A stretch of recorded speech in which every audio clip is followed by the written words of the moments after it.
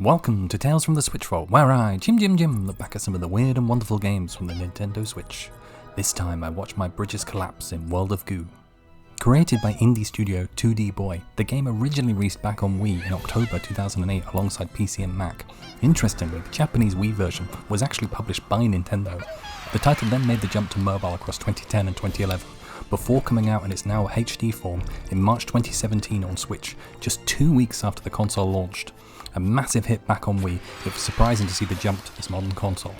World of Goo is a 2D physics-based puzzle game, tasking players to build structures using said goo to reach an exit point, which will then suck up the remaining loose goo balls. Each level has a different requirement how many it requires, alongside showing a timer and how many moves you have used.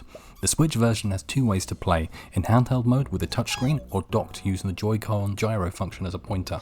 Players are given a starting frame with loose goo balls slipping around on it. You can grab one of them to add it permanently to the structure at almost any angle. The early game has simple structures to build, like a tower or a bridge. The tower you can build up quick, but if you make it too heavy on one side, it will collapse. As you progress, you get different types of goo balls that will become available, like the green ones that can be reused or the red balloon ones to help things float. Visually, this game has gorgeous visuals. I really like the art style. Reminds me of Dr. Seuss with its over-exaggerated angles and quirky items. It's so colourful too, really making the structures you make stand out. They seem to have a lot of fun designing this as the levels veer all over the place, particularly like the noir levels. The standout though are the goos with their mis-sized googly eyes. Seeing them glob all around the starting base is always cute. My favourite though are the greens. Not only can they be reused multiple times during construction, they have a really dopey look on their face, which I love. To aid the player in building things, they kept the design really simple. Grab a goo and several faint white lines on the shoulder the struts spring out at, if you're close enough. Having this loose rather than the rigid point design of, say, Bridge Constructor makes it feel much more fun and freeing. Also, shouts out to the weird little pen stick people that litter the story. Pretty creepy guys. I forgot just how good the music is here. The opening theme is a banger, an upbeat swelling tune you'd expect to hear in a Willy Wonka film. It goes deep though, the circus-like organ tunes to the more laid-back jazz style in others. The game really moves around the genres, makes each level stand out all the more. Kyle Gabler did great work here. The in-game sounds are just as impressive though, with the satisfying plop as you grab a goo, to the joyful hee-hee or yippee as you put it in place. It's got such Worms vibes, which is really fantastic. I also love the cheer you get when you complete a level. The major hook here is a relaxing puzzle game. Even when you fail, it rarely leads you to being mad or quitting the game. The lack of stress, even when things are precarious, is a great part of the appeal. For me, there are two reasons for this. One, it's super quick to restart a level, but two, because the structures are so rickety, you're always expecting it to break anyway. As it's such a trial and error game, unless you have an engineering degree, it really helps on both counts. For instance, Besiege is an excellent 3D puzzle game about building siege weapons and taking down a bunch of enemies or structures.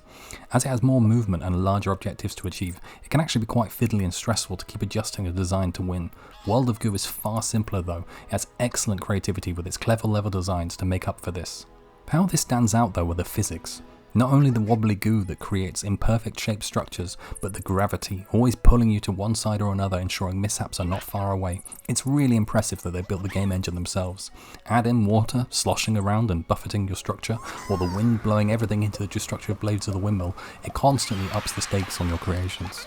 On top of all of that, you also have machines, either something to carry your goo or it's there to smash it all into pieces. Even the suction nozzle allows you to game the physics a bit, as will pull whatever structure you've made to it as long as it's close enough. That means you can go quite top heavy and still make the whole thing work. I really appreciate that this game leans both into the creative and destructive elements to solve the puzzles. On Switch 2 it runs just as well in handheld, though it seems like it has slightly quicker loading times, which is nice. Though this version does feel primed to take advantage of the Joy-Con 2 mouse mode if they fancy adding it. The main campaign will take about 6 hours to complete, 14 hours to do everything. Along the way there are branching paths with different levels, however you still need to complete both to unlock the last level of each world. There's not too much replayability here if you complete the game, you can't really go back and make wildly different structures to finish a level. 2D Boy is an indie studio with not a whole lot of information out there. It seems to have formed around 2005, with two former EA employees and Kyle Gabler and Ron Carmel. Together, they wanted to go indie and so formed their own studio working on experimental titles. Their first was Big Vine, which never saw a release. From this, World of Goo would arise through a lot of experimentation and iteration. It was stated that their swanky San Francisco office is whichever free Wi-Fi coffee shop they wander into. Gabler focused on the art, music and design of the game, whilst Carmel took the lead on programming and technical infrastructure. After the release there was talk of 2 new games, but nothing arose from this. Gabler would then go on to create a new studio in Tomorrow Corporation with 2 former classmates. They would make Little Inferno, Human Resource Machine, and 7 Billion Humans.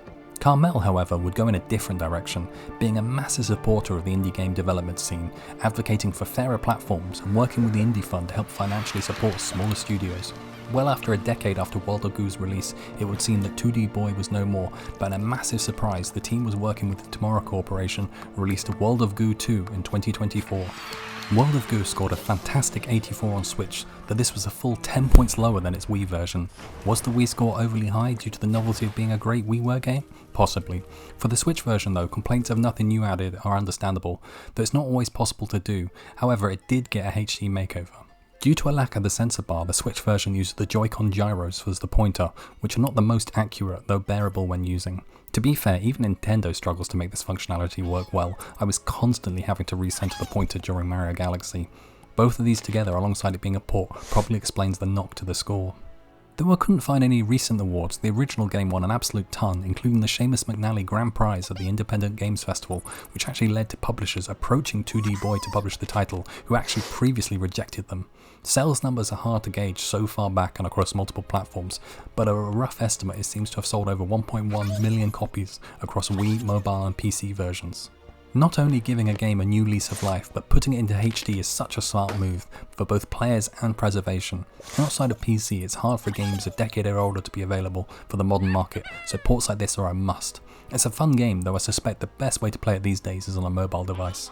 I do have some mild complaints. Forced to do touchscreen in handheld with the lack of stick controls is disappointing. I get why they force the player to do it, but the more accessibility options the better in my opinion. In touchscreen I'm always unsure which goo ball I am picking up or I've dragged it to the right position.